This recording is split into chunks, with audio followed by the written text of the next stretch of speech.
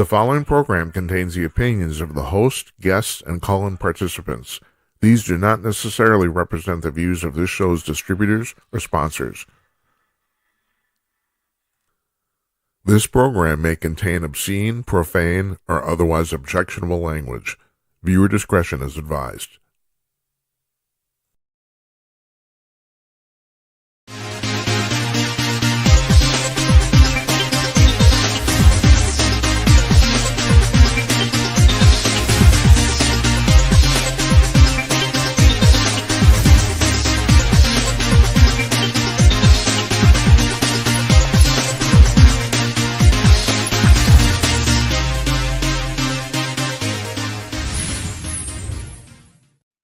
Yes, coming to you cordless, everybody. It's 11 p.m. on the East Coast of the United States. It's 8 p.m. on the West Coast, 2 o'clock in the afternoon at the Sydney Opera House in Sydney, Australia. And here where I'm sitting in downtown Minneapolis, it's 10 p.m. Central Daylight Time, and it's Wednesday night, July 3rd, 2024. I am Jim Peters, and welcome to another edition of Jim Peters Tonight. If you're filling out your bingo cards, it's episode number 132. Nice to see you folks. So let me tell you what just happened. I live a few blocks away from the studio here. It's about maybe 20 minutes to 9, and I'm local time. We start here at 10 local, and I'm pretty much just about to leave the house and come over to the studio. I live a few blocks away. It's very short. And my wife says, Are you hungry? And I said, well, actually I am, now that you mention it. And she said, want to go to Culver's? Okay, all right. Now, those of you who don't know, and I assume you do know, Culver's is the gourmet of fast food. And there's no doubt about that. It's like, and I like fast food generally. I'm a big McDonald's fan, Wendy's, all that stuff, Jimmy John's. I love the Jimmy John's. I basically love them all. But Culver's is the gourmet of fast food, and our Culver's, the local Culver's, is not that close. It's about a 15-minute drive. So I jump in the car and go get the fish sandwiches, and I get back about 9:15, and we eat, and I got crap on my teeth, and I realize I don't have enough time to brush my teeth, so I'm here. I barely got this off, and today I don't really care because it's the day before a holiday. I mean, I don't know if you've noticed, all the A-team on all the cable news channels is taking the entire week off, and I didn't, and the reason I didn't is because you've noticed, I had surgery a month ago today for my hip. It's pretty much entirely healed now. I'm walking without assistance. I'm barely limping, just a little bit, just a tiny little bit. It took me a whole month to recover from it. What I've been told is that for what I had done, that's pretty good. It takes most people longer. But the fact is, we haven't done a whole 4 nights of shows in a row here for at least 6 weeks. And so we're not going to this week either because we're taking tomorrow off because it's a holiday. But so I thought, well, no, I got to at least plow through this. It's like I can't, just do the, and not to mention the fact. Then there's, Thursday night the whole political world blew up and still is. So our guest tonight is David Strom. He's Associate Editor at hotair.com. And the reason I wanted him on, and I want to thank Jeff Meyer for coming on last night too. So, and I was going to have Tim Conaway on Monday, but we couldn't connect in time because I have a theme going here. And like I said in the show description, it's like one of those Merv Griffin theme show weeks. And you guys don't even know who Merv Griffin is. So what the hell am I doing talking about this? So Merv was a talk show host, and he was popular in the 80s. And he would do like 5 shows in a row with an entire theme. And I got 3 shows in a row with a theme here, and the theme is lying effing liars. Because as Strom points out in the interview, we did the interview this afternoon. As he points out, the problem isn't Joe Biden. The problem isn't the Democratic Party. The problem isn't even politicians. We expect them to lie. The problem is the mainstream media. We don't expect them to lie. They've been lying through their teeth for years, and they're still. And the thing is, so they covered up this thing about, oh my God, Joe has dementia. It's like, well, if you watched, and you can still go back on Rumble and watch it, our debate panel from last Thursday night, none of us were surprised by what happened. I mean, it was horrible. It was terrible. I mean, Joe just completely messed it up. But I mean, he basically crapped his pants, figuratively speaking. But we weren't surprised. I mean, as I told Strom in the interview, every single thing I saw Joe Biden do last Thursday night, he has done publicly at least once for the last several months, at least. I mean, it's not so surprised at all. And the other thing is, and we said this too. Everyone said, "Oh my God, Trump cleaned the floor with him." Well, Trump did a good job, but not a great job. I mean, there's room for improvement there, and apparently that's what Trump has a stable of about 10 individuals that he trusts for honest feedback, and apparently that's what they told him too. You did a good but not a great job. And now Strom has a column out today, and we're going to link on the blog tomorrow. We'll have it up tomorrow. We're going to link to all the articles David Strom has written over the last 7 days. They're brilliant. They're fantastic. But he has an article up right now about the fact that the most brilliant thing that Donald Trump has ever done is shut his mouth and just let this play out. I mean, seriously, you stop and think about this. We haven't heard peep from Donald Trump in a week. It's like, I mean, his campaign's been a couple little tweets, blah blah blah. But no, he has not made any announcements, nothing. He is just letting this whole thing play out, and it's playing out badly. So I'll just give you the latest rundown as of 10 p.m. Central right now. About 3 hours ago, the Democratic governors met and finished their meeting at the White House with Biden. And I watched this press conference. It's Tim Walz, our local governor here from Minnesota. What's his name from Maryland? What is his name? I can't remember. And Kathleen Hochul from New York State.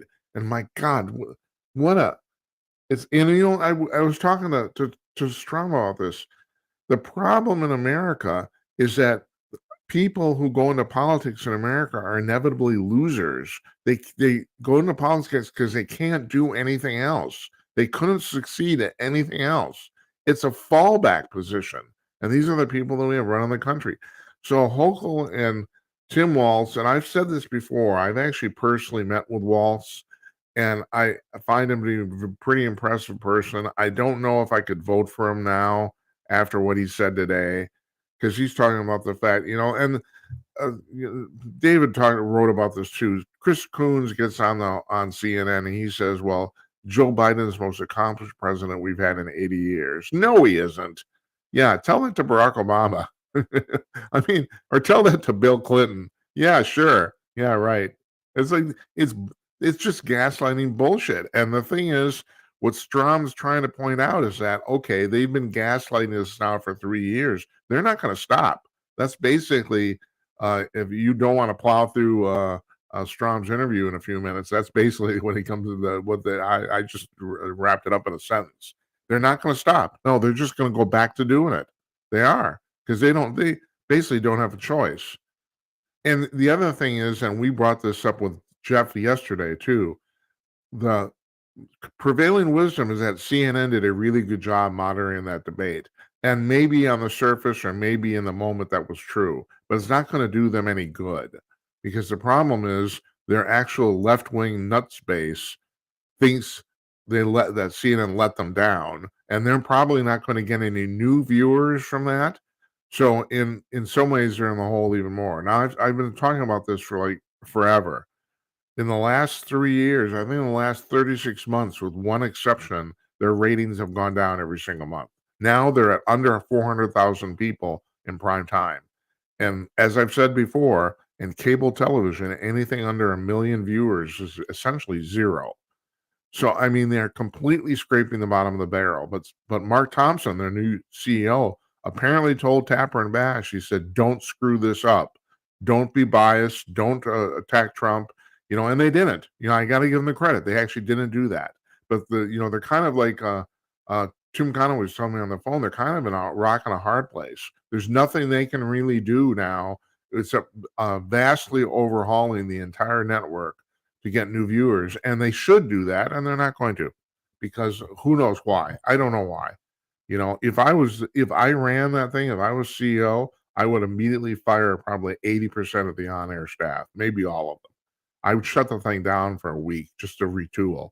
It's like, but no one wants to do that. I don't know. I don't know what's going on. And that's why I don't run CNN, I guess, right?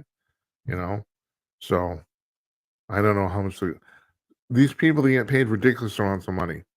Wolf Blitzer, I've heard Wolf Blitzer gets paid about $13 million a year. Nobody watches CNN to watch Wolf Blitzer. Nobody. You could pay him $2 million and he would be happy, and you'd save $11 million and nothing would change. So why they're doing that, I have no idea. I don't, he's a loyal employee, I guess, something like that. Now I'm going to ask you, usually we have the ticker on the bottom of the screen that shows the call-in numbers and URLs and all this sort of stuff. I'm asking you, I'm not going to take your calls tonight. If you want to text in, the text number is 408-458-5088. That's 408-458-5088 if you want to text in. But I'm not going to take your phone calls because we only have two basic things we're doing tonight. We're going to play this interview with David Strom, and after that, we're going to have a little comedy. We're going to play a video of Cat Timpf at the Juggalos convention, which so I spent two weeks of my life basically laying flat on my back doing absolutely nothing. I watched a bunch of videos, and I ran into this. I'm a big Cat Timpf fan. I got to admit, I just think she's fantastic. I think she's hilarious, absolutely hilarious, a fantastic writer, really good commentator, a weird sense of self-awareness. It's like she keeps talking about the fact she looks like a 12-year-old boy, and she kind of does, except when she gets glammed up, and then she's one of those beautiful women on the planet. And I don't understand how she does that. It's like I know that the makeup, hair, and people at Fox News are legendary in their skill, but still, it's like you watch her on Gutfeld, and my God, it's like she just, they make fun of the fact that old pervs like me tune in just to see her, and yeah, I do. But the thing is, she's also incredibly funny. Unbelievably funny and a very good writer too. So anyway, this is a video she did like 7 years ago where she went to the Juggalos convention in Ohio, and it's really, really funny. And I gotta warn you ahead of time. I'll do this warning again after Strom's interview is done. This piece is quite obscene, actually. There's a lot of obscenity in it, but I think there's a disclaimer at the top of this show. What is it? We have profane, obscene, or otherwise objectionable language. No shit. Have you ever watched this? Oh my God. All right, so I'm going to play 12 seconds of bumper music, then we're going to put David Strom on. Here we go.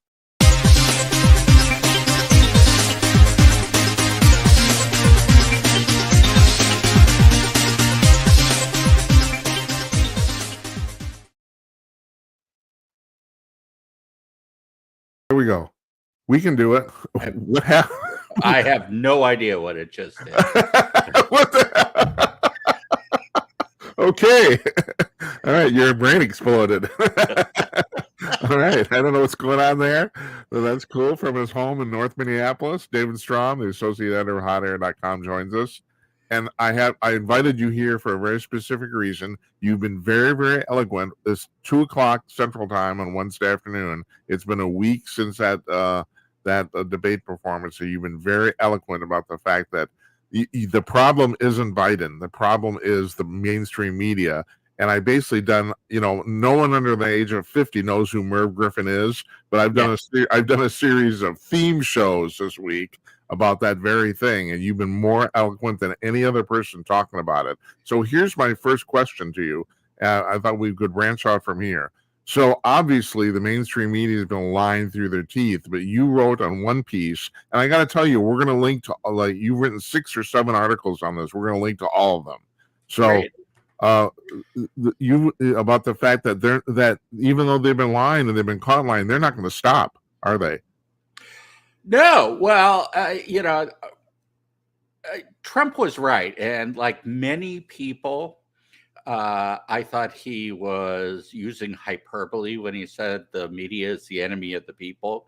But they have absolutely proven that they're the enemy of the people. And what they're engaged in right now, you could see they're like shifting by the moment. Now they're in the backpedaling moment, trying to save their own asses.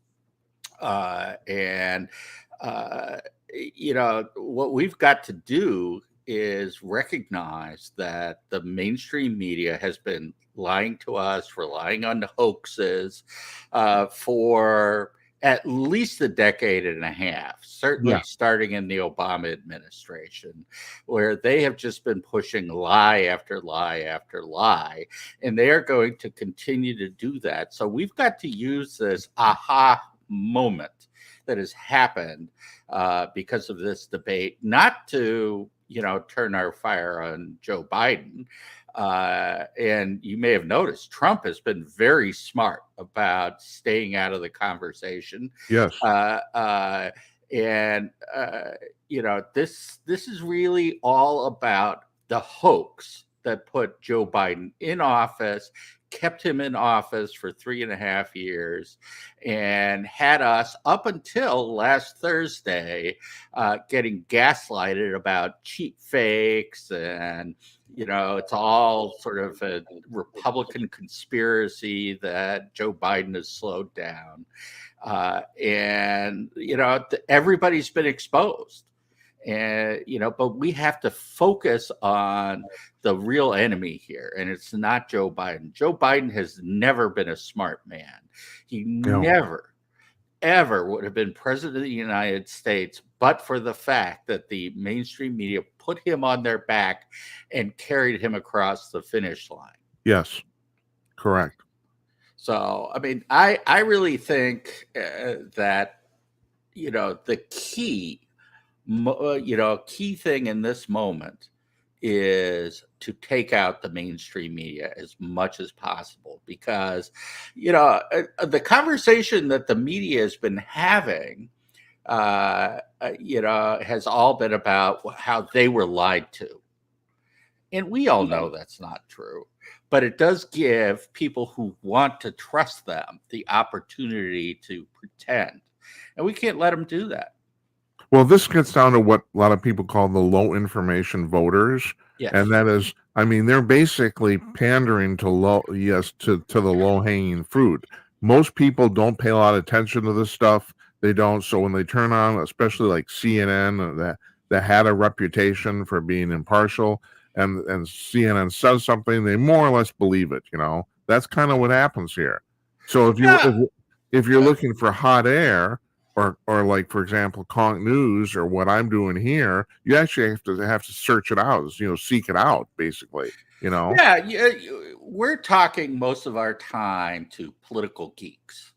A relatively small slice of the population that's out there, and frankly, people should not have to be political geeks to live a good and decent life in the United States of America.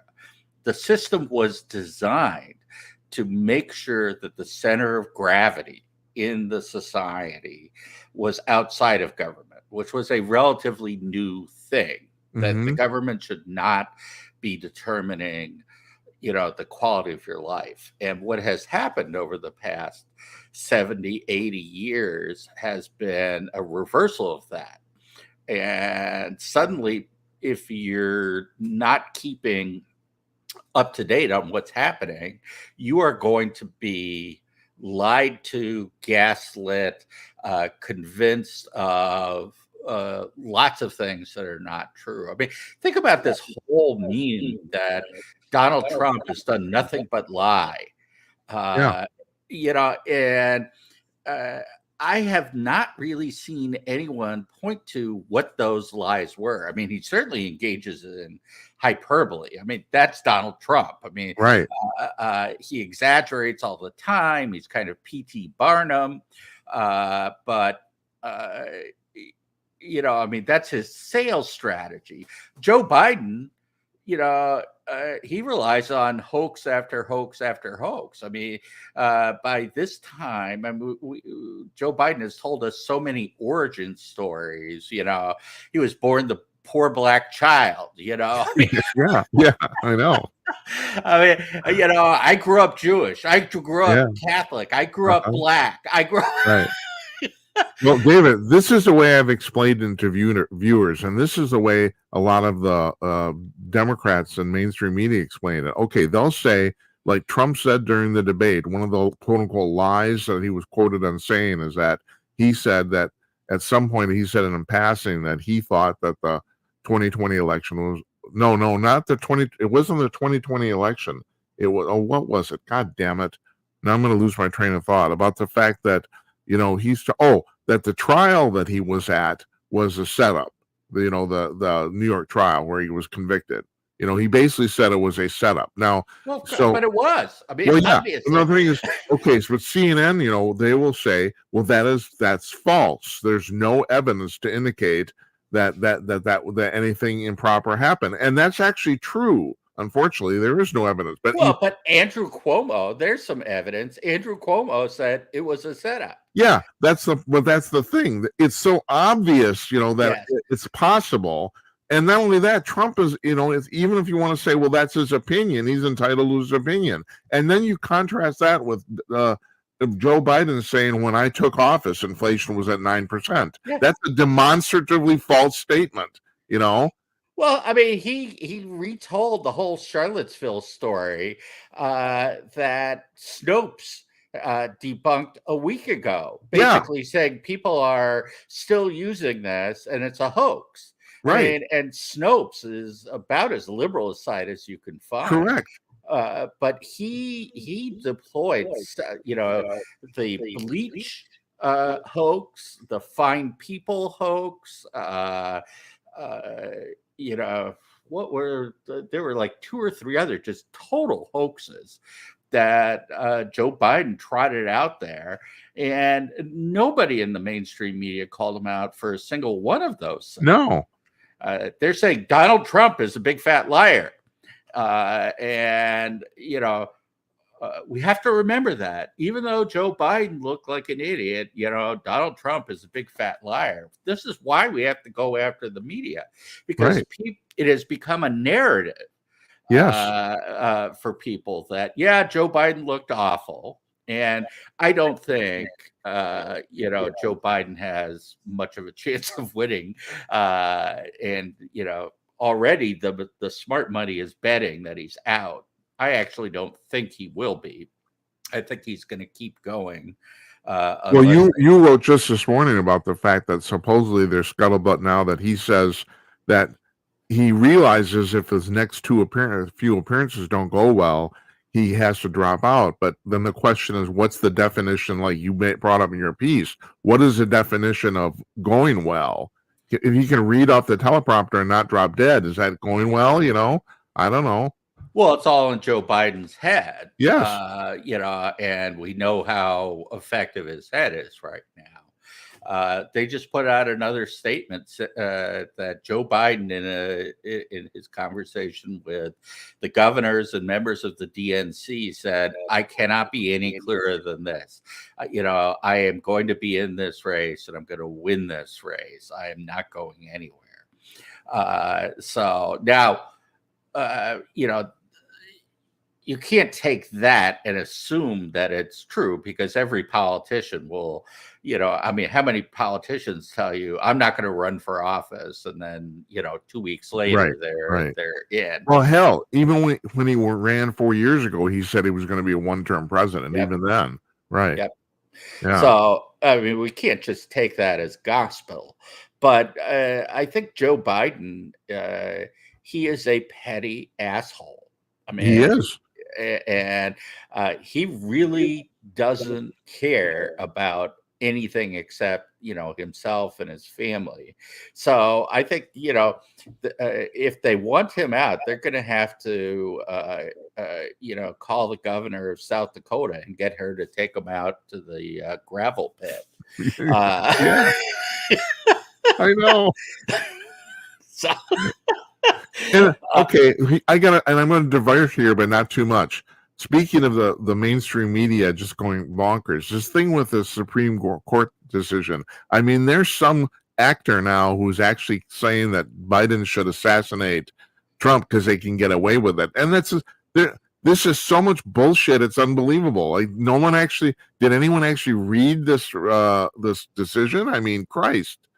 Well, it really is. It's beyond absurd, but it goes back to the mainstream media is feeding into this narrative that is completely and utterly false. And actually, one of my colleagues, Karen Townsend, wrote a piece yesterday about the new strategy of the Democrats is to run against the Supreme Court. And you've seen them leading up to this for the past year, going after Clarence Thomas, going after Alito, going after Gorsuch. And, they're trying to make out like the Supreme Court is going to team up with Donald Trump. And they have used this decision as part of that. Whereas what this decision basically says, when they talk about the core functions of government, you are talking about things like, sending the military out to, kill our enemies, go SEAL Team 6 to go after Osama bin Laden, not after Donald Trump or Joe Biden. It is not part of the core function of government. In fact, the military is not even supposed to be doing anything inside the United States at all. I mean, there's no core function there. And, it's absolutely vital that, and everybody knows this. I mean, Obama would be in jail right now because he sent the military out to assassinate a 16-year-old American citizen who had joined a terrorist organization.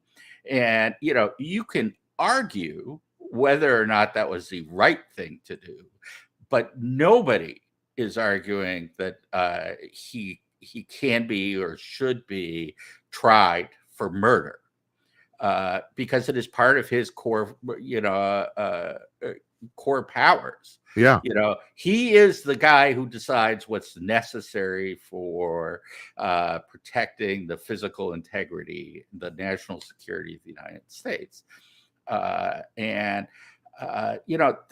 This is the same principle that is behind executive privilege, why Congress can't see every document that takes that's used within the executive branch. And that is because people need to deliberate about things and throw ideas out, go to the attorney general and say, can we do this? Can we not do this? And you can't have Congress going through every single document there because you can always find something to, throw sand in the gears of government. So, this didn't even take like a 10th grader knowledge. Just go read about the executive in the Federalist Papers. They were very clear about this. The need for an energetic executive, and this is why there's impeachment powers. It's basically, instead of sending the police, Congress makes a political decision. Yes, because these are political decisions. So, but nobody actually, including all these people saying this, believes that they were authorizing, the president to go out and assassinate people on American soil. I mean, so are they're saying that basically, once again, they're going after the low hanging fruit of the American consumer. It's and so I can't remember if it was in a piece that you did or someone else at Hot Air did too. A tweet from Bill Ackman, and he said, "Where's their loyalty to the truth and to the American people?" Am I just like a naive son of a bitch? I actually expect people kind of to do the right thing, especially, politics is fleeting. You're only going to be in office for a short period of time. People think it's, it's their legacy. No, it isn't. Nobody knows what Calvin Coolidge did. It's bullshit. I mean, I will come from the music business. People remember Beethoven. They don't remember Calvin Coolidge. People remember the Beatles. The Beatles are still going to be famous 150 years from now. No one's going to remember who goddamn Joe Biden was, you know, and so I'm just like a naive SOB, aren't I? It's like, well, I certainly have become more cynical every year. I used to be quite the idealist, although my dad always said I was cynical, but I always was getting angry because I expected people to behave better. And we do have politicians. I think most politicians are sociopaths. okay, all right. So, but the big difference is, that we used to be able to expect people in the media not to keep their ideology out of what they wrote, but to have some basic, attachment to the truth. Yeah. I mean, there's so many stories that you could point to. Actually, like the Steele dossier hoax would have been a great Pulitzer Prize winning story in the 1970s, exposing the fact that Hillary Clinton worked with the intelligence agencies to concoct this complete bullshit story about how Donald Trump was a Russian agent, and a sexual degenerate peeing on beds. And, imagine what a great story that would be. Yeah. And instead, they ran with Hillary Clinton's story. Yes. That would not have happened, in the 1970s or the 1980s. And so what's happened is that the media has become filled with sociopaths as well. That should be kind of surprising. I mean, it actually isn't surprising that most politicians are sociopaths. First of all, there are a lot more of them. There have been a number of books that have been written about this, that sociopathy exists still. It hasn't been bred out of the human race because it actually is pro-social at times. I mean, there are not that many people who could, order the carpet bombing of a city. Yeah. I mean, if you think about,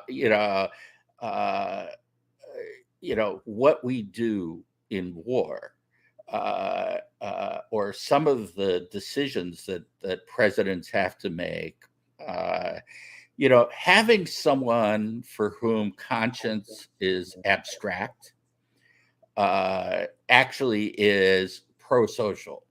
Mm-hmm. And most sociopaths are not psychopaths. They don't go out and kill people. They just have a sort of a blank moral sense. Yeah. So, well, I think I'm gonna say this a different way. And my experience now at 68, having done stuff for 50 years, is that most of the people who get into politics are basic. I mean, just to be blunt, they're losers, and because they can't do anything else, and so they actually get into politics because it's a way to become famous and even rich, without having any real skills. There's very few people get into politics who have really skills. I was actually thinking about this today because there's another piece you wrote this morning about the fact that people are saying, Chris Coons said that Biden's the best president we've had in 80 years. And you said, well, what does Obama think of that? And and I totally agree with you. The thing with Obama, it's the difference between intelligence and talent. He's a highly intelligent person. He doesn't have any talent to do anything. And then I was thinking about, okay, since Reagan, the only two presidents I can think of who actually had talent to get anything done was Bill Clinton and Trump. Those are the two guys who actually they could manipulate the system. I mean, Ron DeSantis seems to have the same talent. They can play the system. For all his intelligence, Obama couldn't do that at all. But that said, Biden's a loser. He's basically he's the truth of what I'm talking about. He can't do anything else. He could never. I mean, he really is. And Obama certainly understood this, is he really is a third-rate mind. And to a certain extent, Joe Biden, it's not that he knows this, he knows that people think that. So he's got this enormous chip on his shoulder. Yes, he It's does like, not seem. I get the impression he knows it but doesn't believe it. Is that your yeah, impression? Yeah. yeah. Well, which is why, I mean, there's a big tell. Anyone who,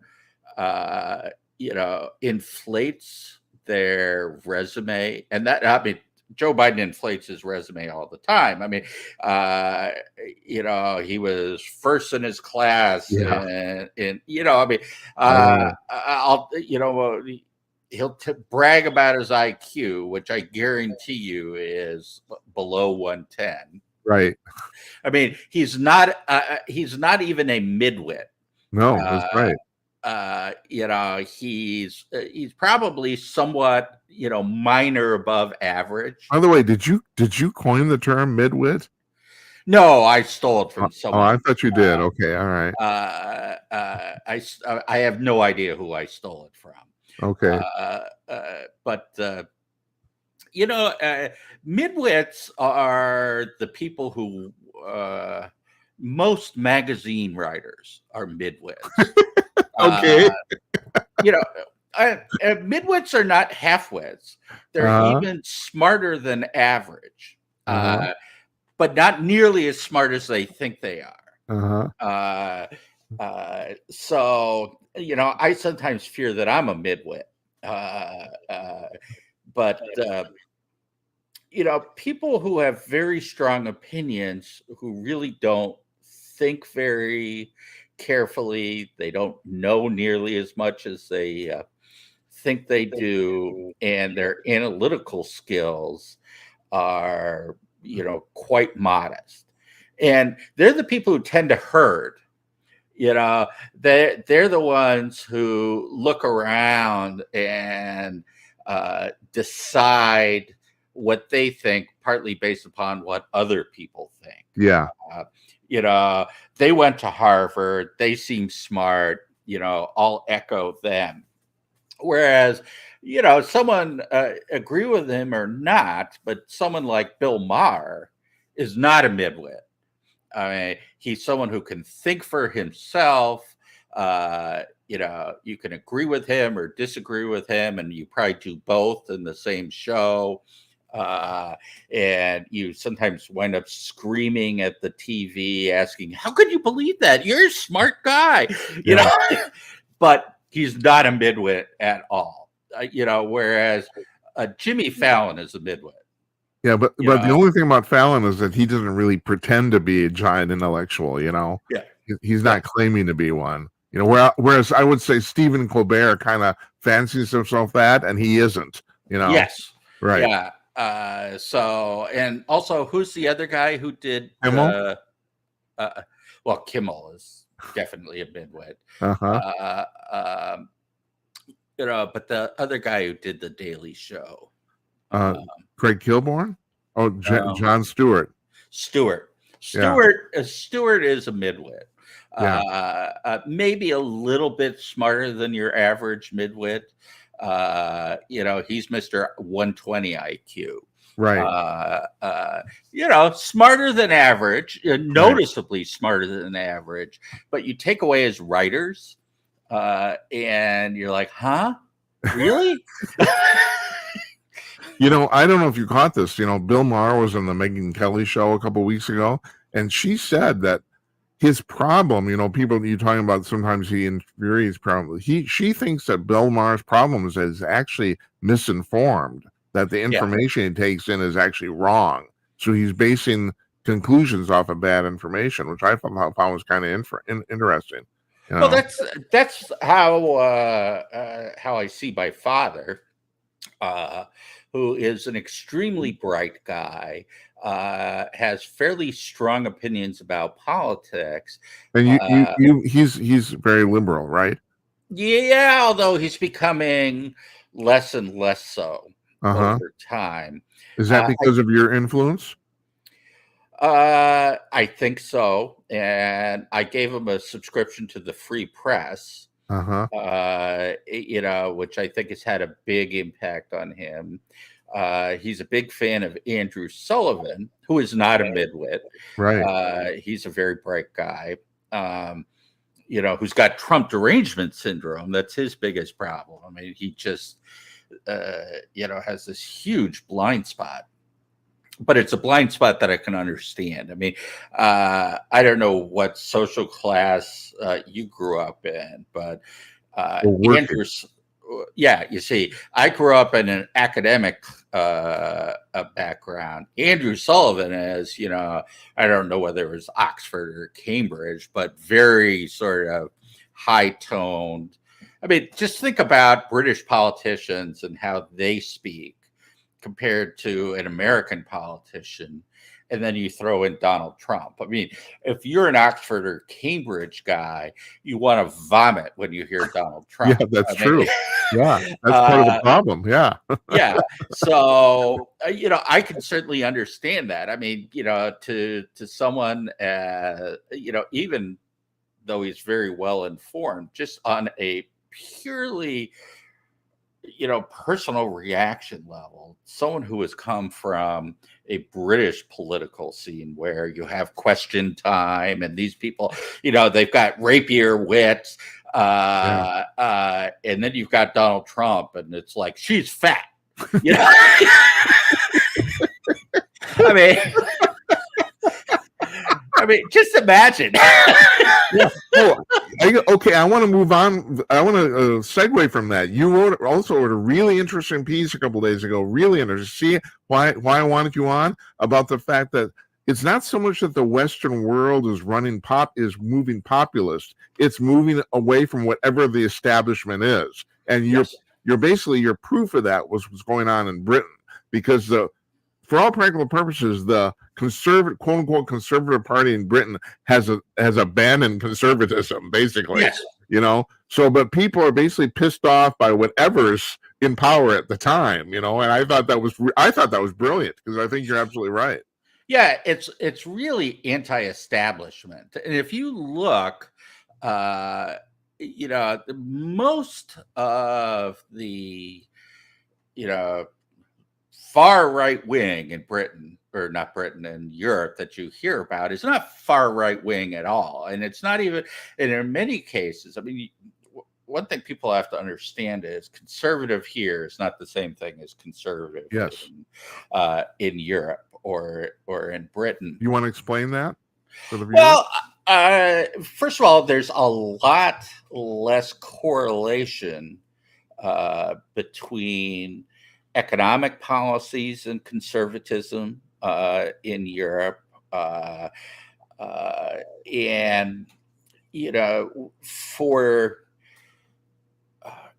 Europe, when they say far right, what they really mean, generally speaking, is nationalist. And so, but of course, nationalism in Europe, I mean, for these people, Brexit was, the second coming of Hitler almost. Yeah, right. Which is utterly absurd. Yes, absolutely. Basically it's like, well, I mean, Britain now, in France, these countries have nearly 1 out of 5 people in these countries is now not from that country. Yeah. They're from somewhere else, and in a lot of cases they're from third world countries. And it's just not that shocking that and Britain has, up until very recently, been at least as accepting of immigrants as the United States, at least over the past 25, 30 years. I mean, they've had this huge influx, and they're looking around, and London is now, I think, 30 or 40% native-born Britons. Yes, right.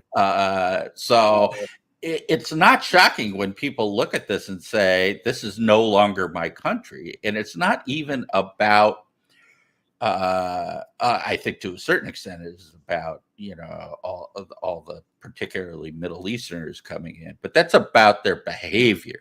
Yes. It's not that there's. I mean, if you look at who's running Great Britain right now, the politicians are, disproportionately Asian, South Asian, Right. or not Southeast Asian, but from the Indian subcontinent, and you've got this huge, and people are fine with that. In fact, the big fight in the Conservative Party is between Rishi Sunak and Suella Braverman, or Yeah. Braverman, and they're both from the Indian, not from, but their background is Indian subcontinent, and I half expect to see Braverman go over to the Reform Party, and they'd love to have her, but they're both British, recognizably so. Whereas the people who are, in the streets, raping, pillaging, screaming about Hamas and Sharia law, nobody wants them there. I mean, that's Braverman's point, is we're losing our Britishness. Right. Right. And the same thing is going on in France, and it already took place in Italy. And none of these places has gotten right wing in the way that people think about it. What they have done is rediscovered that they're Europeans, and that the French are French, the Italians are Italians, the Germans are Germans, and that's okay. Yeah. I mean, nobody in Germany who's voting for, Alternative for Germany, for instance, is saying, you know what? We have to take Poland and France. They're not Nazis. They're Right. just like, we've got a rape crisis. And it's all these people from the Middle East. They're trying to instill Sharia law. Well, I'm going to say something here that may come off as racist, but I really don't care, because I think it's a fact, and that is, with the exception of Israel, pretty much all the countries in the Middle East are 200 years behind the Western world. I mean, that's just demonstrably so. And, yes, right. That's what I think too. And the interesting thing is that there are some of the Gulf states who have, over the past 15 years, decided we've got to figure out a way to get out of this. And they're doing some nutty things, like Saudi Arabia investing in, that city that's a wall, right?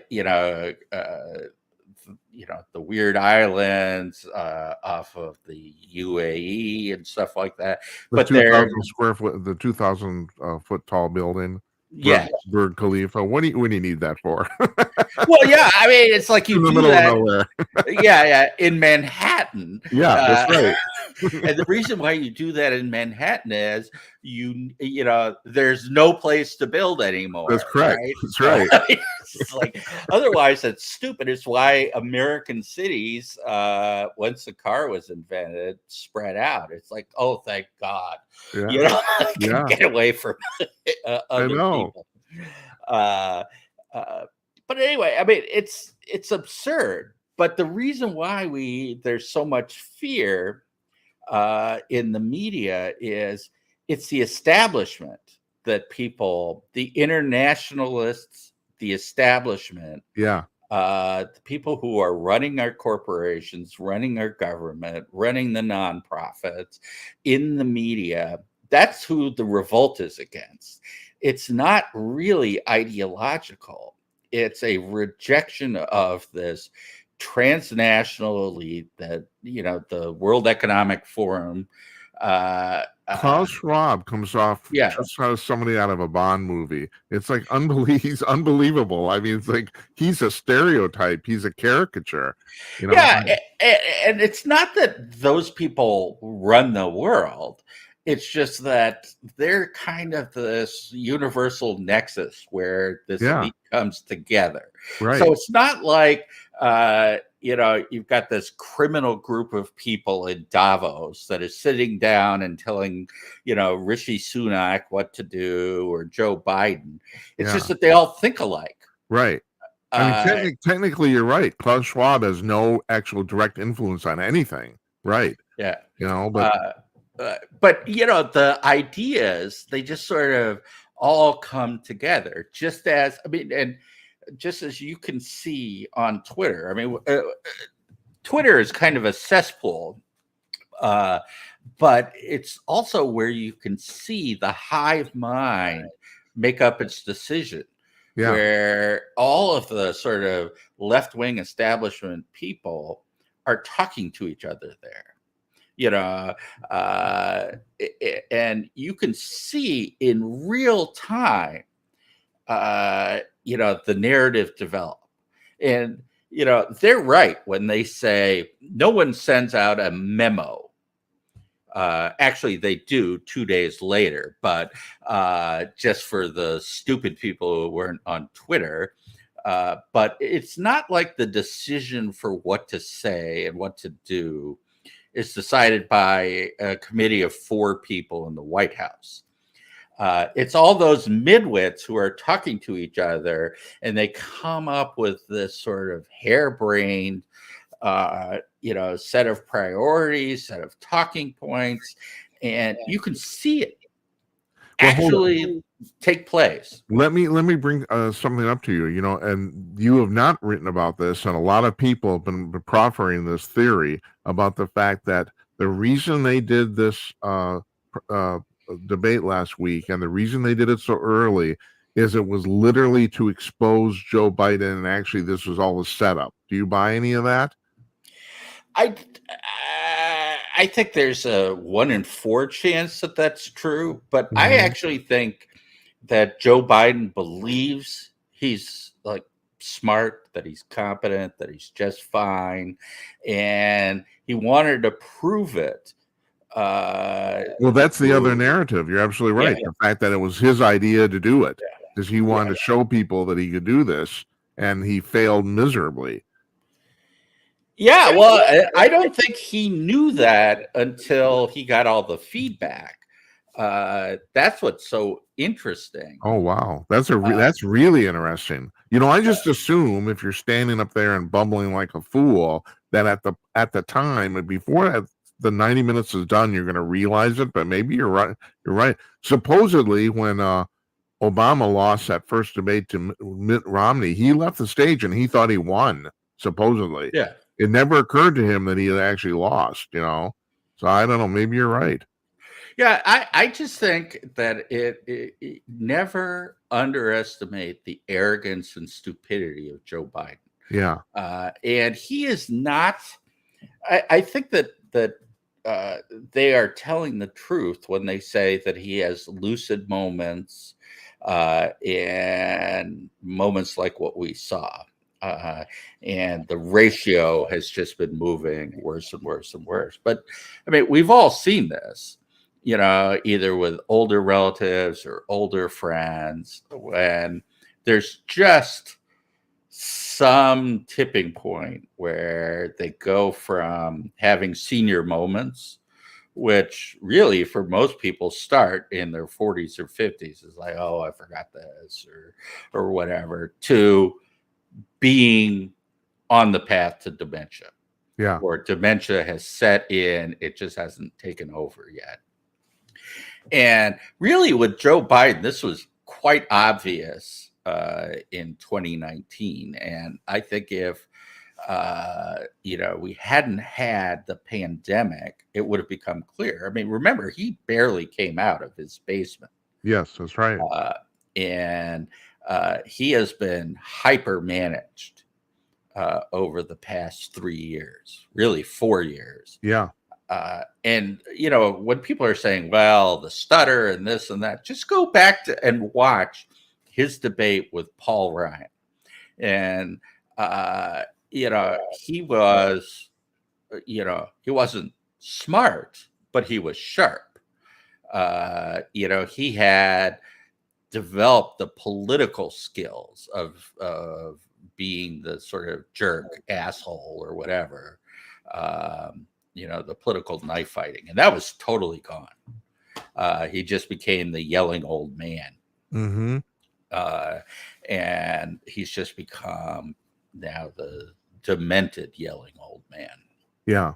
I don't know where that line is either, but yes, I have seen him lucid even relatively recently. Yeah, I mean, he obviously is not completely in the toilet in the crapper, but I guess we had a debate panel right after the debate on Thursday night. 3 guys that come on regularly. So, and we're talking, and it was the interesting thing about that is that we talked for about an hour. So none of us thought, although obviously it was a disaster, none of us thought it was surprising. No. That was really interesting. And also the fact that we also decided, which apparently, from what I understand, the Trump campaign actually supposedly decided to do. Although Trump did a good job, he wasn't excellent. There were things he let go. I mean, I like you. I have trouble with his serial exaggeration. I mean, you're right. He's a salesman. That's what he does. Yeah. But I wish he'd quit. I think sometimes if he just stuck to actual facts, he'd be more effective. So there's that too. But that was a surprising thing to us, is that people were surprised by this. The world blew up. And it's like, I mean, haven't you seen this before? Every single thing that Biden demonstrated on Thursday night, he had demonstrated in the last few months in public. Every single thing. Yeah, well, it's the power of the hoax. And, think of this in terms of Bernie Madoff. And there were people, when Bernie Madoff was on top of the world, who were pointing at him and saying, this guy is a fraud. It is impossible what he is doing. Nobody, so they were not at all surprised. And most of us had no idea who he was. So it's hard to know how easy it was to spot. But it's the power of the hoax. And when the thing is that when the hoax is exposed, the bubble bursts. Yeah. And the interesting thing about that is, and I'm not even talking about political activism, there are people who say that about George Soros and how he made money.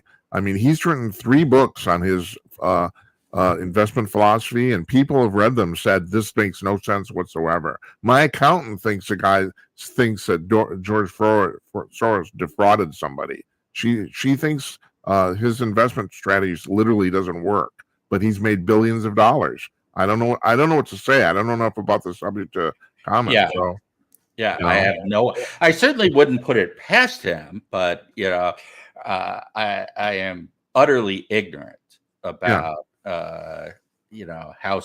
I mean, I know about the Bank of England run. That's all. Say again. You know about what? When he took down the pound. This was back, I think, in the 1980s. He made a huge chunk of money selling the British pound. And they had to devalue it. Yeah. And he basically shorted it. Right. And when they devalued it, he made a ton of money. But that's the only thing I know. And I don't even fully understand. So I don't either. Stuff. That's the thing, But I mean, we live in a world. The term that a lot of people have been using is the Truman Show. That there are people, sort of behind the curtain, as it were. Yeah. Who manipulate things and create this artificial world. And there is a group of people who see it, who just go, well, that's total bullshit, and then there's a group of people who just don't, who buy the idea that this is the real world. Right. That Donald Trump really is, neo-Hitler, that the Supreme Court, gave him, carte blanche to go out and kill people. I mean, it's just, they're told things, and it's not necessarily that they're stupid. It's that they trust the wrong people. And I wrote a piece earlier today that, sort of looked at this issue, and it's just really striking how there's this vast number of people who see CNN and then they see Hot Air or anything on Town Hall or the Free Press, and they just say, well, that's credible over there. And the media itself is trying to sort of dig themselves out of this hole. And it's like, we were surprised, you hoaxed us. But one of the interesting things, this was a CNN story that they said, is, well, we didn't write about this because conservatives were arguing that this was true, that he was demented, that he was senile. And so basically their starting assumption was, if a conservative is saying it, it must be false. Right.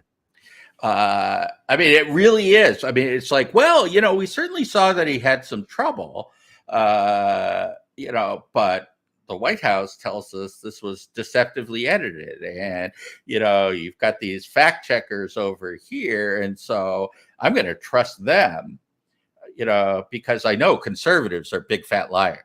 Right. And, I mean, it's just kind of fascinating. I mean, you could lay out every single fact, show them the videos, and then Karine Jean-Pierre says, well, that's fake. I mean, how do you talk to these people?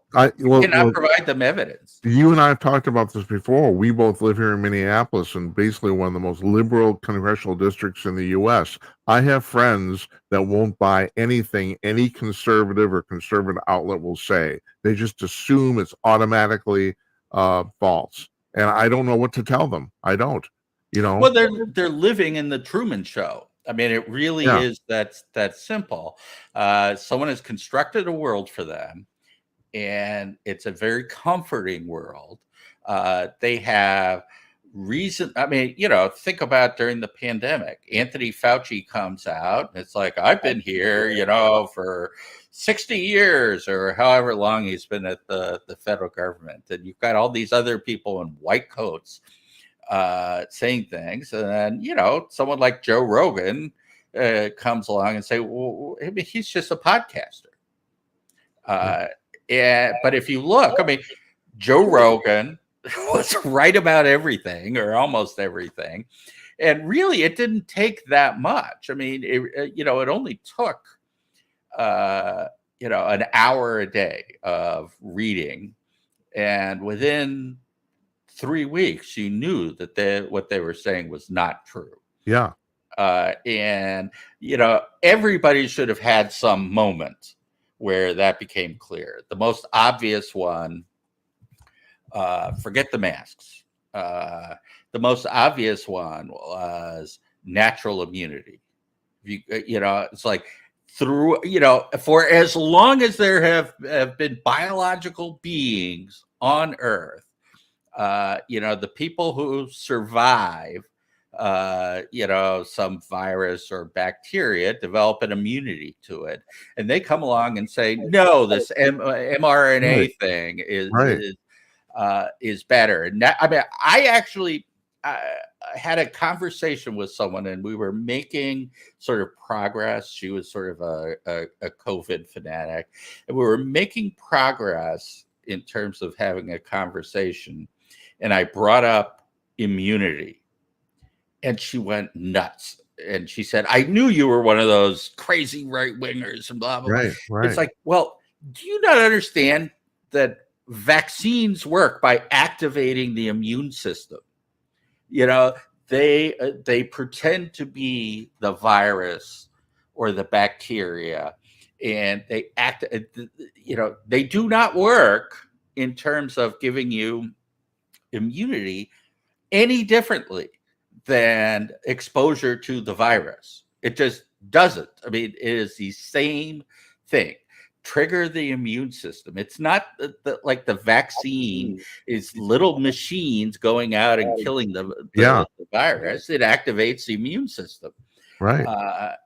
But, you know, as soon as I said immune system, it was like, boom, you know, you're one of those crazies, because she had been told, you know, by the people in white coats that this was, you know, magic, and she just bought it.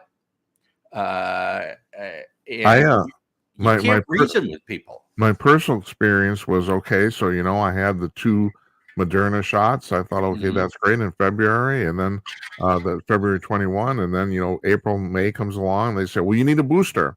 Yeah. And I'm thinking, okay, I'm 65 years old and I've had umpteen vaccines and I've never had to have more than 2 shots for anyone in a year.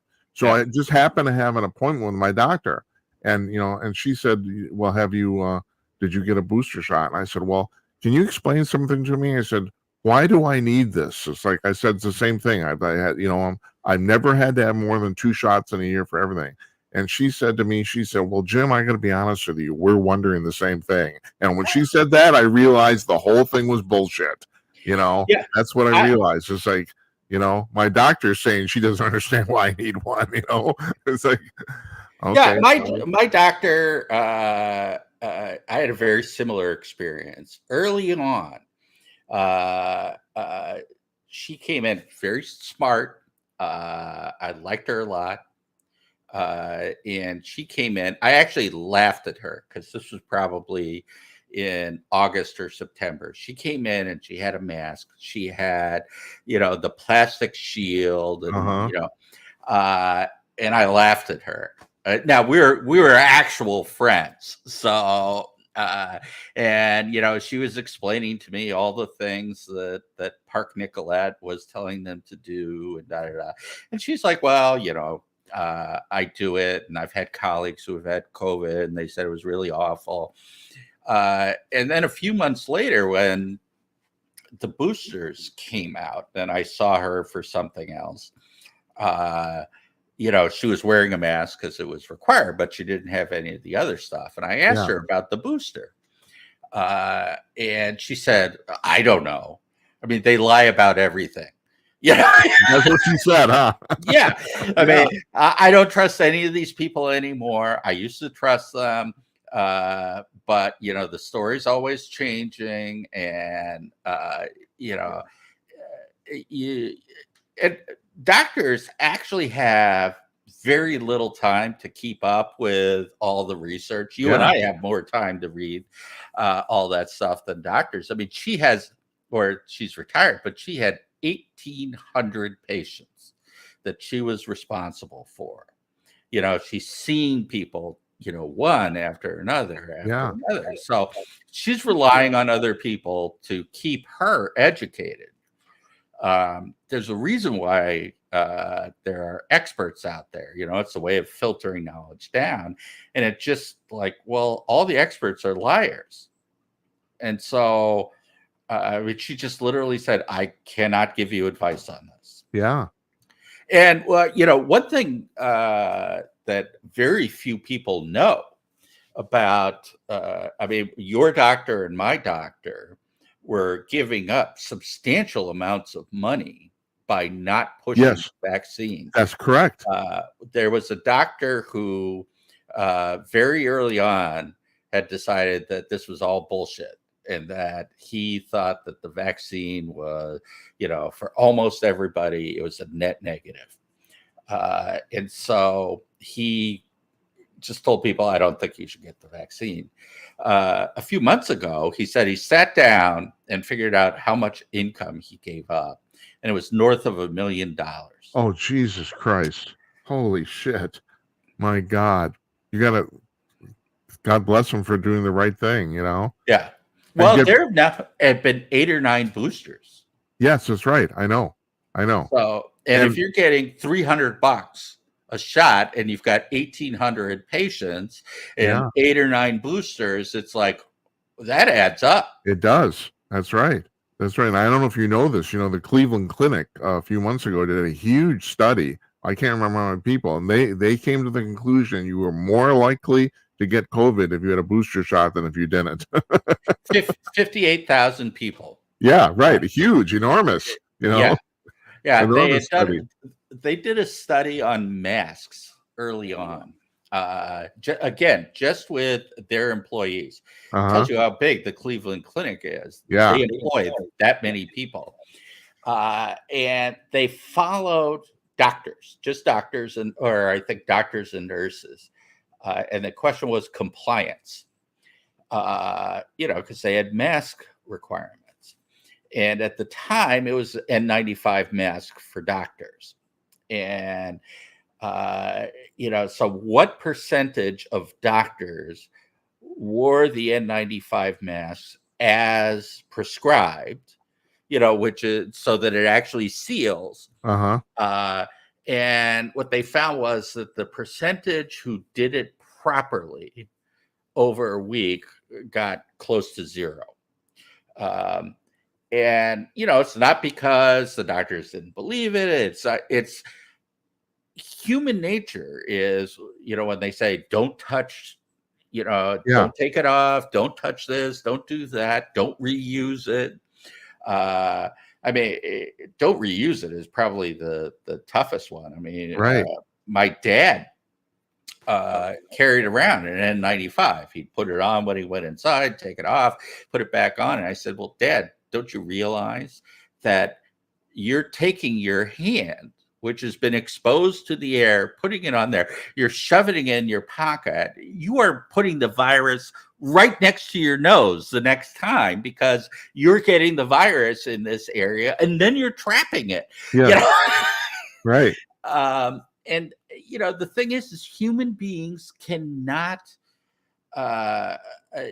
comply with something like that over extended periods of time. In any one shift, you're probably going to find that most people do all right. By the time you get to 7 or 8, almost all of them have. Right. Well, it's a pain in the ass. Yeah. And it hurts. If you do it properly. Well, I can't stand it. I absolutely can't even stand doing it like for 5 minutes myself, but because I'm probably like a spoiled child or something. I don't know. Well, we're pushing an hour here.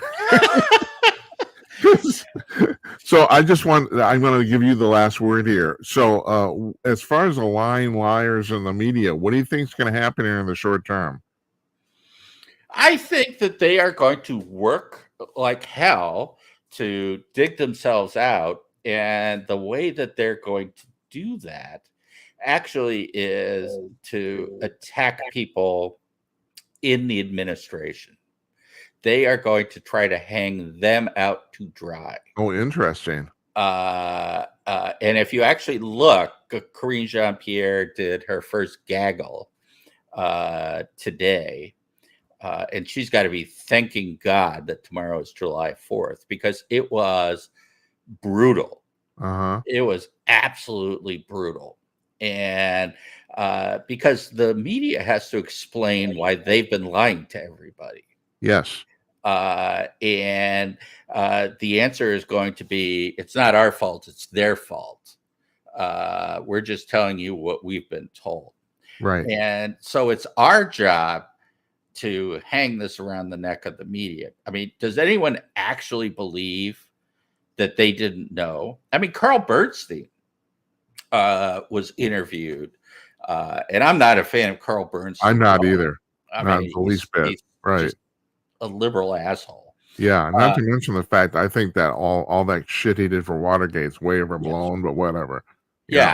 But he was on some show or another, and he said, "Oh, everybody knew." Yeah, the media knew, everybody knew, and we've just got to pound that message home and tie it into so many of the hoaxes. It's like, well, is there a bigger hoax in the world than the president of the United States is a meat puppet? No, that's right. It's like, and if you cannot trust them on something as basic as this. Is the president lobotomized or not? The guy who's got his hands on the nuclear button is, has a brain made of pudding. If you can't trust that, why do you trust them on anything else? That's been my thing too. It's like I totally agree with you. And that's what I'm hoping we can pound. After we kind of got off track, but that's what we do. You and I. Well, and 1 hour later. we can't do it, by accusing the people who didn't get what we saw of being stupid. It's like you trusted the wrong people. If I believed the information that you believed, I would believe what you believe. It's just, they're liars. Right. Look. Yes, I know. Now it's like it's easy to, I've told you when my friends say, well, they watch the show, they said, you guys are always saying that the mainstream media lies. Give me an example. And usually I'm overburdened by choice, but now it's easy. I mean, here's your example. Here it is. It's like staring you right in the face. David, thank you very much. I really appreciate this a lot. And we're going to link to every article you've written in the last week because they've been brilliant. So thank you. I'm honored to know you. You're a brilliant man. So you are not a midwit, regardless. I was about to repeat that. No, you're not. It's funny. I still get teased by some of my. I don't have many friends left over from college, but I've got a couple, and they all tease me because there was a moment in my junior year, it might have been my senior year, but towards the end of my college career when I had this. We should point out you went to Carleton. I went to Carleton. The Harvard of the Midwest, yeah. Well, I had this epiphany that I was not as smart as I thought. And I was never, the way I put it is, I'm never going to be a great man, and I was writing my undergraduate thesis on Nietzsche. And, of course, Nietzsche is all about aspirations and changing the world and all of this stuff. And I realized, I'm just never going to be that significant a figure. And it crushed me. And so now they tease me mercilessly. It's like, you're never going to be a great man, David. Yeah. And I never am. Here's the deal, David. This is my one of my favorite quotes from Gandhi, and he said, "What you do is unimportant, but it's essential that you do it." And that's the way I look at this whole mission with you and I do every day. So it's like, well, and really, greatness is overrated. The people who make the world go round. I mean, you were just in a hospital. I've been in a hospital multiple times, and when people think of hospitals, they think of doctors. Well, you see a doctor 5 or 10 minutes. You see the nurses all the time. They're the people who actually make a hospital run. Right. And do 95% of the actual taking care of you. I could easily see going, being in a hospital, going an entire day without seeing a doctor and it making no difference. Right. It's easy, actually. You're right. Yeah. And the other thing about greatness, and this is another 1 hour conversation, a lot of it has to do with being in the right place at the right time, too. Oh, yeah. Lincoln actually talked about that. He talked about the tribe of the lion and tribe of the eagle. And, and this actually fits very much with Nietzschean themes, is there are certain people who are wired so that, under the right circumstances, they might turn out to be, world historic figures. But the same person might be an eagle, or they might be a lion, a predator, or a savior. And a lot of it has to do with what the situation is. Is that, and this goes to the sort of whole sociopathy. If you want to be on top of the world, well, put in the right circumstances, George Patton, in the right circumstances, he's a savior. But you could easily imagine, in fact, at the end of the war, what did Patton want to do? Well, let's just keep going, keep going right. east. And, that probably, as much as it'd be great to knock the Soviets out, you probably would have seen, a million or more Americans get killed. I mean, the Russian army may not be that great, but it is certainly good at destruction, Yeah, right. So, and they have a much higher tolerance for death than That seems United to be the States. case for sure. Yeah. So, but that's just who he is. I mean, he's just wired for war, and if you Right. paint him in, point him in the right direction, it's great. But you don't want him in a position of power at the wrong time. Yeah. Yeah. And then that's the kind of like, as opposed to Eisenhower, who was Yes. Way underrated as a president at the time, basically. But partly because he was not interested in being great. Yeah. I mean, the reason why he's underrated is that most of the time he was a manager. Right. He was also very, very good at not touching things. Yes. Sometimes things need to be not touched, It's like, when he was president, they were, he's always on the golf course. Yeah. And, it's like, well, that was a good strategy in the 1950s. He's like, all right, let's get out of Korea. That war's a loser, And I still find it amazing that a 5-star general got up in front of the public and said, we have to be aware of the military industrial complex. Yep. That's really freaking amazing. It's incredible he said that. It is. We got to go. Yeah. I got to go places. So I really appreciate you doing this a lot. And it's a lot of fun. Yeah, always. Yeah. You take care. We'll see you soon. All right. Bye-bye.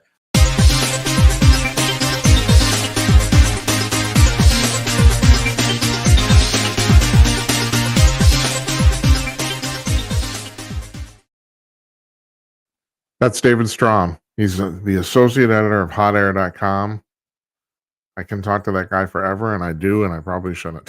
That interview was supposed to be 30 minutes. It was an hour. So I hope you guys enjoyed it. I listened to the whole thing. I usually don't watch the playback for pre-recorded interviews, but I did because I just find him just fascinating. I think we talked about a whole bunch of stuff. It's like, whatever. Okay. So I got to tell you about our sponsor here. Our sponsor is Conk News at cunk.com. And here's the front page of Conk News in real time. And this flipped over since I put this up an hour ago. Conk News is a news aggregator. It takes news from 75 different news sources and goes on and fetches them every 3 hours. Their servers do that, bring them back, lay them out on the front page in chronological order, newest ones at the top, regardless of the source or where they're from. So in other words, like you go to most news aggregators like Drudge or whatever, if you're used to this sort of thing, or Liberty or whatever, they'll list like the top 10 stories from like Fox News, and then the top 10 stories from Breitbart or whatever. No, Conk doesn't do that. It takes all of these stories and then lays them out regardless of the source, with the news ones at the top. So you always get fresh news at the top all the time. So 75 news sources every 3 hours. So what you have here, if you're looking at this, you have the photos are from the news stories themselves. The headlines are not rewritten. They're the actual headlines of the stories. And if you click through, you don't go to an interstitial page. You don't go to an ad. You don't go to the front page of the website. You go directly to that story. This is the closest thing to traditional, for lack of a better term, newspaper that you find online. It's fantastic. It all changes every 3 hours. You can come here at 10 a.m. You can spend a good 2-3 hours if you click through a few stories reading just the front page. It's essentially a one-page website for all practical purposes, kind of like Drudge was and is. So, like I said, you can spend a couple hours looking at this. You can go back 5 hours later 80% of it has changed. And all the stuff that hasn't changed is at the bottom of the page. All the stuff in the new 80% of the new stuff is all at the top. So I can't recommend this enough. I used to work there. I was the editor-in-chief of this organization. I'm very proud to be associated with it. It's a fantastic news source. If you're a news junkie, you can't do better than this. Excuse me. I look at this constantly. I plan shows around the stuff I find here. And also, and this is really important, it's free. You don't have to even register or subscribe or any of that crap. You just go there. There's no charge. No, you don't have to sign up. No subscription. No login. None of that shit. You just go to the front page at cunk.com and you start reading. It's fantastic. cunk.com. Conk News. I want to thank them for sponsoring the show. Okay, so this is part 3. I call this part 3. This is like our paranormal part here. But tonight it's comedy because we're going out for a 4-day weekend. And also I'm trying to get more comedy on the show. Like, for example, I don't know if you remember this, probably not. Santa was on our show in January. Well, Santa's coming back. It's like I decided we need to check in on Santa not when it's Christmas, see what he's doing the rest of the year. So, I mean, he's going to be back either next week or the week after. He's coming back. We want to know what Santa's up to, It's like, it's important. So what I got tonight, like I said, I spent 2 weeks laying on my back after surgery. And I'm just watching shit. I'm watching UFO documentaries. God, there's so many bad ones. And I suppose, I could do a service by pointing out the bad ones, because the thing is, a lot of them you have to pay for, and I do pay for a lot of them, and sometimes they're just terrible. I mean, just terrible. But I've seen quite a few good ones too. That's also true. So I'm just watching stuff on YouTube. I mean, I went on and talked about this like last week about the fact that I ended up watching a bunch of old Tom Snyder Tomorrow shows. And I had to stop because you reminded me too much of me. It started to actually kind of bug me. But all sorts of stuff. People are posting.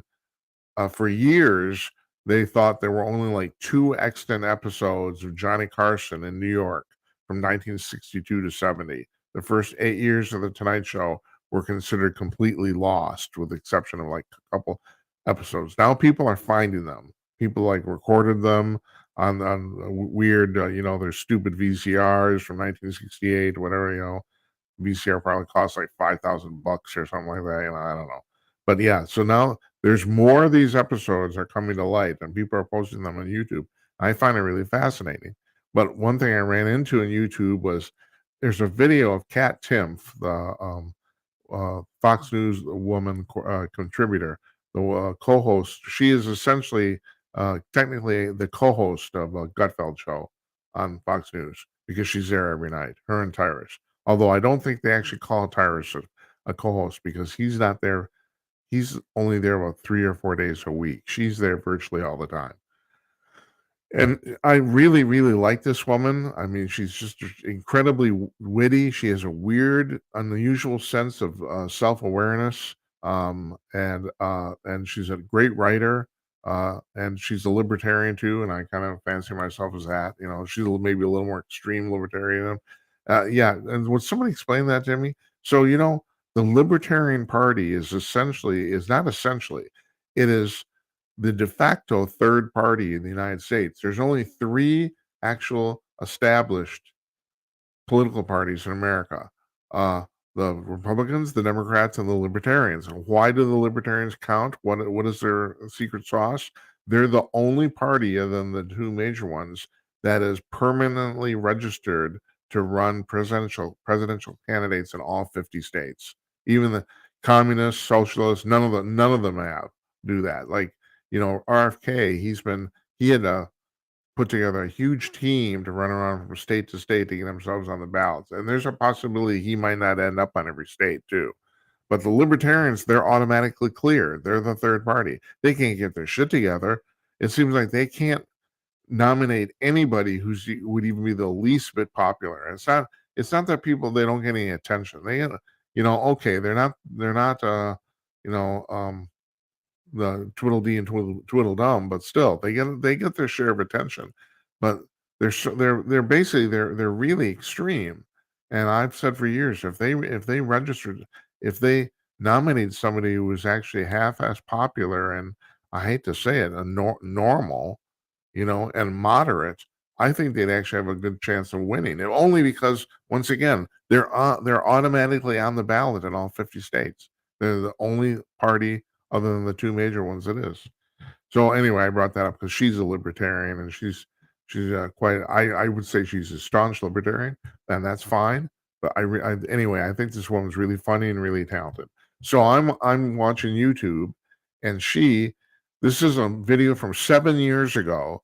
She went to the Juggalos convention in Ohio. Now, the Juggalos thing that started as fans of the band Insane Clown Posse, which was just basically crazy people. I don't know if anyone even cares about the music. It's like they were outlandish. They threw fantastic parties. Excuse me. And the Juggalos convention, Juggalos was the name of their fan base, their fans. It has basically broadened out now. This has taken on a life of its own. So now the Juggalos are kind of like standalone. They have a convention every year in, I think it's Thornville, Ohio, if I'm right. I mean, used to move around, but now they've settled in that place. They all get together there for like a long weekend, 3 or 4 days, and she went there and did a stand-up report from there, and it's about 8 minutes long. And I'm gonna play this for you. I think this is absolutely bizarrely hilarious. I do have to warn you, it's extremely obscene. I mean, they're talking about sex acts, and somebody makes a comment about her rack and all sorts of stuff like that. And she was a very, very good sport by putting up with this. And that's actually, I think, part of the comedy too. So, at any rate, I'm gonna play the bumper music again, and we will play this. This is Cat Timpf 7 years ago at the Juggalo.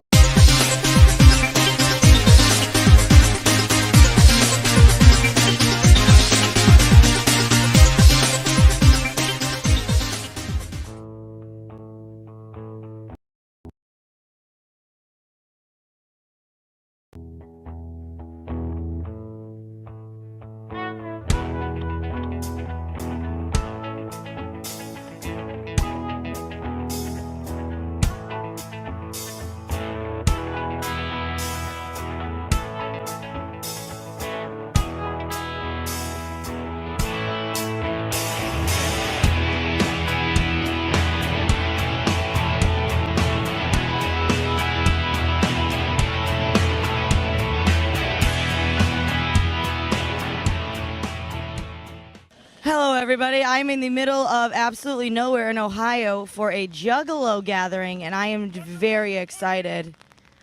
Hey, how's it going? What's up? Come here. You want to talk to me for a second? What was that you said? I've been here for 2 minutes. This is my first interaction. I said, fuck her right in the pussy.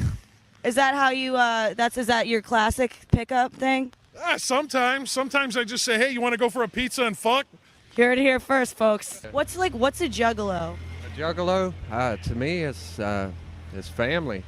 We're all our own kind of lunatics, I guess. There's all kinds of shit a Juggalo might be, but who the fuck really knows? He might get butt naked or some shit. Might try to lick your booty hole. What's being a Juggalo mean to you? What does that mean? Short and simple, someone who's down on their luck and just don't give a fuck. A Juggalo is a motherfucker who's down for family. You feel me? We're down for family, down for everyone. Because when I hang out with my family, it's a little different than that. Oh, Yo, yeah. my real family fucking sucks. Why? I mean, my family don't give a fuck what I do. I can tell them I'm smoking crack. They don't give a fuck. But the Juggalo shit, they're just like, whatever. The makeup, do you wear that every day or just when you're at these? It's not makeup, it's face paint. It's face paint? Yeah, it's face paint. Yeah, warrior paint. Warrior paint. Yeah, it means I've been through some shit. Did you do some shit? Yeah, like underwear. Like underwear? Yeah, like the dirty D's. Oh, yeah. They're done dirt cheap. Yeah. I seem to have a lot to learn. This is my first year, and I drove 25 hours by myself straight to make it here to see ICP. Whoa. I've been down with ICP since I was 13 years old. Is there anything you care about more than ICP? Honestly, There's really not. I mean, ICP is pretty much life. You got what do you got the gasoline for? You want to smell it? Do I want to smell your gasoline? Yeah, maybe there's some left in there. Never been asked that before in my whole life. It smells good. You know, when you fuel up your car, it smells good. Is that why you Smell got it. this? I am. Like it's very potent. It's good. Yeah, it's very potent. Fucked up your brain though. So how you guys go to this thing a lot? This is our 6th year, actually. What's the craziest thing you've ever seen at one of these ever? A girl take a 2-liter of Faygo up her butt at the Juggalette contest. What's the craziest thing that you've seen here? Well, Wizard of the Hood last night. That was like mind-blowing. Other than that, I've seen a lot of buttholes this year. Like butts or like the holes? Like the holes, like straight up, like cheeks spread, like actual hole. Wow. I'm sorry. Like I've never gone to a social event and seen a single one that way. You're around Juggalos now. Was I here last night? Yeah. I missed it. What was the craziest thing that happened last night that I missed? Blew up a porta potty. What? They're fucking lighting shit off in a porta potty and some bitch run out pulling up her drawers and shit. Probably shit still hanging out her fucking ass. So she blew it up, or she was in there and someone else blew it up. She was next. She was like in the fucking porta potty right next to the joint they were blowing up. And like, so when the fucking John lit up, I guess all she seen was the fucking John light up. And I'm like, well, John was popping off. She come running out with her shit like down to here, like pulling up her John out the porta potty running. Cause I gotta say, I've never seen anything like that. yeah, it's the fucking gathering. But that was just funny as shit. Cause I was just wondering what was going through her head when she was taking her I would shit. have been pretty mad. I don't give a fuck. Fuck you, cuz. Don't be in the fucking porta potty then we're blowing it up. Don't be in the porta potty when they're blowing it up. You heard it here first, folks. Philly, whoop whoop. You want to piss off your dad? No, I really actually like my dad. Well, you want to piss him off? You know where to find me. Well, to have sex with you. Yeah. Oh, so that's what you do? Does this work ever? It's the first time I'm trying it, but All right, yeah. All right. yeah, if you ever want to piss him off, you know where to find me. All right. I'll think about it. So they're doing bare knuckle boxing for a championship, and they do it every day. Tomorrow's gonna be the final round. How do you win? You knock them out, submit them, or we vote that they win. So it's just like, how is there like a timer? Like I don't. You got 60 seconds, 3 rounds each. And you just beat each other up. Living piss out of each other. You want to hang out with the Juggalos on Psychopathic Radio, don't you? 4, 3, 2, 1. All right. Oh my God. I don't know. Oh my God. There's 2 sweaty wrestling dudes and a bunch of dudes in masks in the back that I think manage a hot topic when they're not here. So you drink the frozen daiquiris over there, and then you beat the piss out of each other over here, and then here you can get some sexual harassment over here, and then some veggie burritos over there. What's the craziest thing you've seen so far? Probably that girl giving a blowjob to the fat black dude on stage last night at the Mike Busey show. Last night She was just during giving the week. blowjobs to like random people on stage last night. Yeah. DJ Clay battle party. That was At the pretty end of it, he was like, "You better suck that dick," and she was like, She's putting it work. She's like, "Oh yeah." She just kept going. She kept going. We have an estimate. Like 4 people, I think. Dude's girl, you know, like crazy. 4 people. That's kind of crazy. That's my girlfriend. Typical Thursday, I guess. Yeah, everybody does that on Thursdays. What's the craziest thing you've ever seen at one of these? Just some people beat each other up just for the fun of it. And they don't.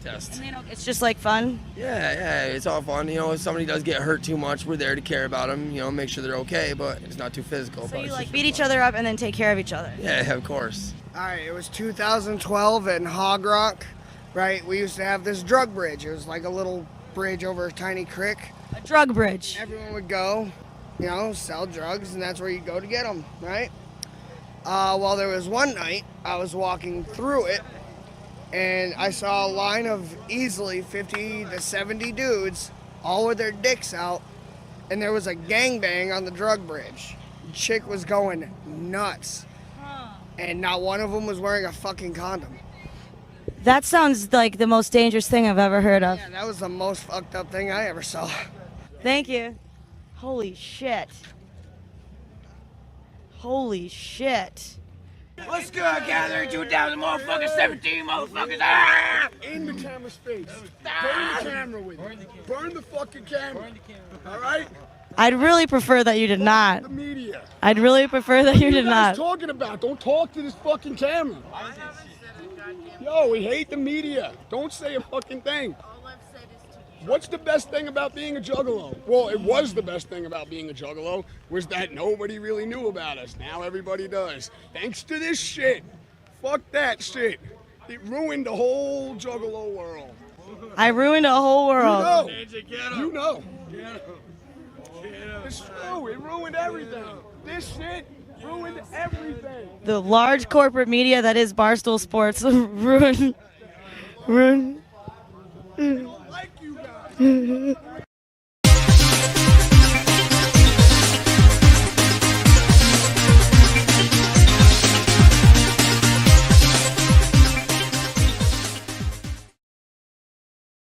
So I just revealed a sickness of mine. I found that absolutely hilarious.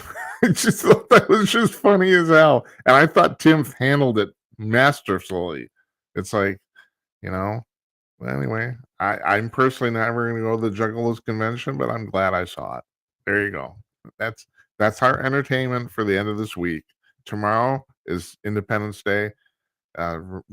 Once again, and it's not really a veterans type thing, but think about all the people who have died so that you can sit home in your underwear and watch the Master Chef or whatever the hell it is you're watching, or Cat Timpf and Barstool's. By the way, I want to thank Barstool Sports for not giving us a permission around that. Yeah, whatever. She used to work for them for a while, so yeah. Tomorrow, yeah. It's like July 4th, 1776. A bunch of guys signed a large piece of paper, and the country's off and running. And here we are, 254 years later, still doing it.